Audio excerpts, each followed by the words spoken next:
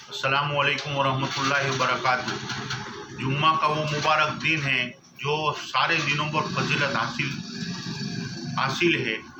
सरकार मदीना सल्लल्लाहु अलैहि वसल्लम ने फरमाया, जुम्मा के दिन मुझसे ज़्यादा दुरूद शरीफ पढ़ो। अल्लाह के नबी सल्लल्लाहु अलैहि वसल्लम पर ये दुरूद बराए रास्त पहुँचाया जाता है। हमारे नबी सल्लल्लाहु अलैहि वसल्लम सरकार मदीना सल्लल्लाहु अलैहि वसल्लम हयात तय्यबा है, जो भी दुरूद शरीफ पढ़ता है बराए रास्त और फरिश्तों के जरिए उन पर पहुँचाया जाता है। उस दिन दरख्त और हर जानवर अल्लाह से डरते हैं और फरमाया कि जो 1, 2 ने 3 जुम्मा नहीं पढ़ता तो आता है कि उसका ईमान सल्ब हो जाता है।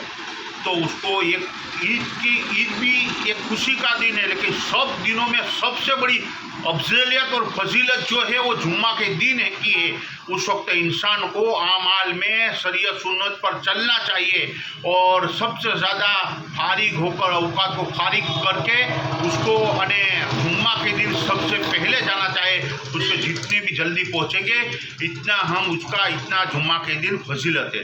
अल्लाह करे हमें दीन और दिन की समझ अता फरमावे और दोनों जहाँ के अंदर और ये मुबारक महीना आ रहा है, नेकियों का भाव बढ़ रहा है। नफल काम करो फर्ज के बराबर, फर्ज काम करो 70 फर्ज के बराबर। एक फर्ज का दर्जा अल्लाह के नज़दीक यानी पूरी ज़िंदगी पर नफल पड़े, लेकिन एक फर्ज का मुकाबला नहीं कर सकता। ये फर्ज का इतना ऊंचा मुकाम है और रोज़े का एहतमाम करना चाहिए। रोज़ा का ताल्लुक खुद बराए रास्त अल्लाह कहता है कि मैं खुद दूंगा उसका बदला। अल्लाह के वहाँ मुकर्रब होने के लिए जितने भी अमाल फरिश्तों के जरिए लिखा गया, लेकिन रोज़े का बदला अल्लाह का फरमाए बदला मैं हूँ। तो इंसानों को चाहिए सुबह होती है शाम होती है, यूँ ये उम्र यूँ ही तमाम होती है। घड़ी भी हमेशा कहती है घटा दी। ए इंसान तू बड़ा नहीं हो रहा है, तेरे जिंदगी का सांस कम हो रहा है। तो आखिरत की तरफ, कब्र की तरफ और अल्लाह की वहाँ मुकर्रब होने के लिए जा रहा है। तेरा ठिकाना दुनिया नहीं है, तेरा ठिकाना तो जन्नत है।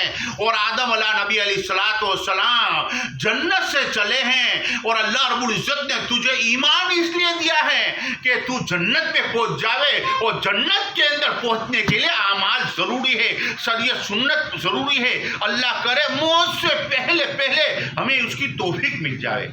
वाखिर दावाना अल्हम्दुलिल्लाह।